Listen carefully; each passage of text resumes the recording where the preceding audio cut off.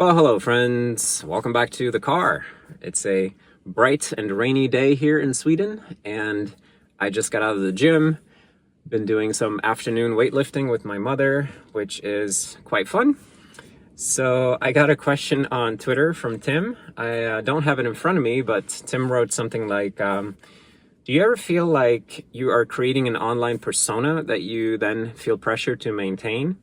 And do you sometimes have to remind yourself to be yourself?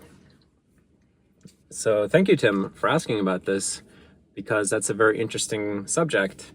And I think it's something that I struggle with a bit. So first things first, I definitely want to have a single unified persona, because it's so much easier if you don't have to switch in and out of personalities. And I spent a large part of my life struggling to maintain various kinds of lies and facades and stuff, especially when I was having trouble with drug abuse. Then it was just a constant juggling of remembering what I had lied about to that person and what variant of the lie I told that other person. And it was just a mess all the time. So with that background, I'm very much interested in maintaining a single unified personality.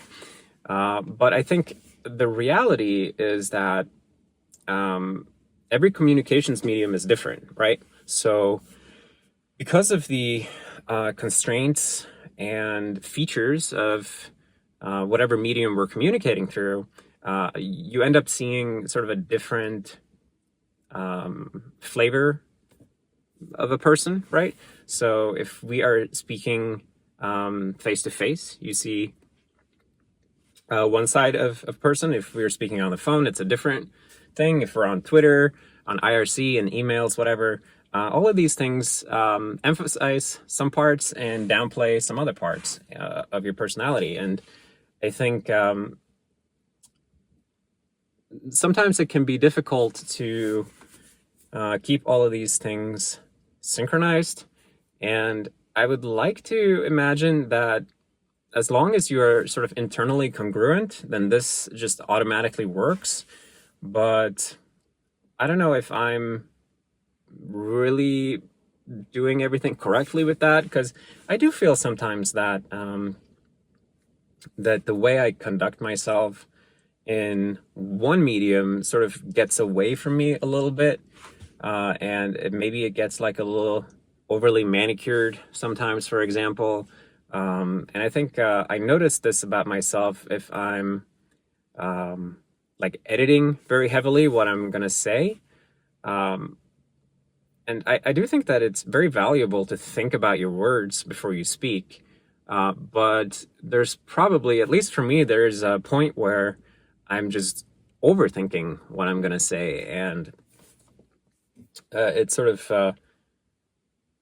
it somehow it overflows at that point, and it becomes less genuine again. So I don't know. It's a tricky balancing thing, and like I said, it's something that I do struggle with, and I'm actively always trying to improve. And just yesterday, I created a Discord server for the Serenity OS project, and I did that because I visited the Zig language folks on their Discord server, and I saw the way they were using some of the features, and I thought, wow, this is actually really useful, and looks like it could be very constructive. So I thought we could try it out for Serenity. And this is relevant now because this is an entirely new communications medium that I'm not used to, and I don't really know how to behave, and I see all these different sort of side channels, and I start to think like, well, okay, so what is the appropriate etiquette around like putting these reactions on what somebody's saying? How do you use the reply feature? Like, do you reply to everybody, or do you just respond and it's implied to be a reply to the person who spoke before you, like all of these things that I don't know about. And it does make me a little nervous because I guess I get a little bit scared that, I don't know, there's this old feeling of fear that isn't applicable anymore, but it still lingers in me. And I think what I'm feeling is that that my lies are going to break down and people are going to find out that I'm a drug addict. And I'm I'm a recovering drug addict, right? Like, I'm not doing drugs anymore, but I still have these weird fears about my house of cards crumbling. And going into a new communications medium like Discord scares me because I don't want to get found out. And the whole thing is so strange, but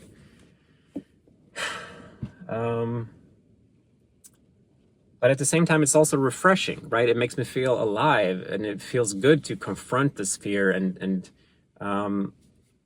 one of the nicest things that I learned in recovery is that when you face your fears and it turns out okay, then you learn from that and you become less scared of the next thing. And so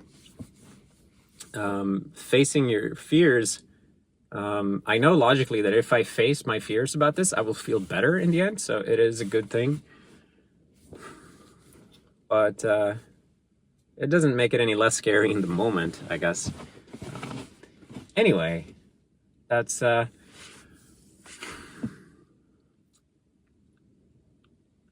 do I sometimes have to remind myself to be myself? I think the main thing that I have to remind myself is that I am myself, and that I have to remind myself that I'm not hiding from anybody anymore. I'm not doing drugs and trying to keep it a secret. I'm not breaking any rules or laws or anything. And that's the thing I have to keep reminding myself. And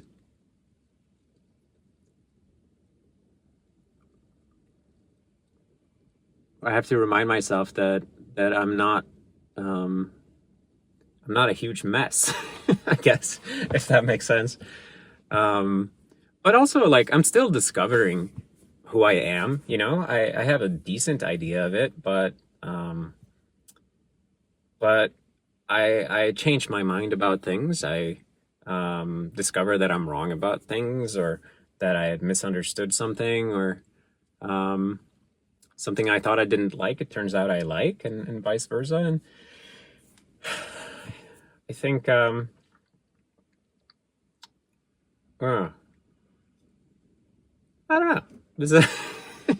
I mean, these are the best thoughts I have about the subject at the moment. So I hope something answers your question here. I think this is something I have to think more about, but it feels really good to just vent a little bit, I guess, about it. I'm really glad you asked. It's been too long since I talked out loud about it, so thank you for giving me a chance to do that, and I really appreciate that. And thank you everybody for listening. I appreciate that as well. And I think I'm gonna go and do some programming. So I'll see you all later. Thanks for hanging out with me in the car. Bye.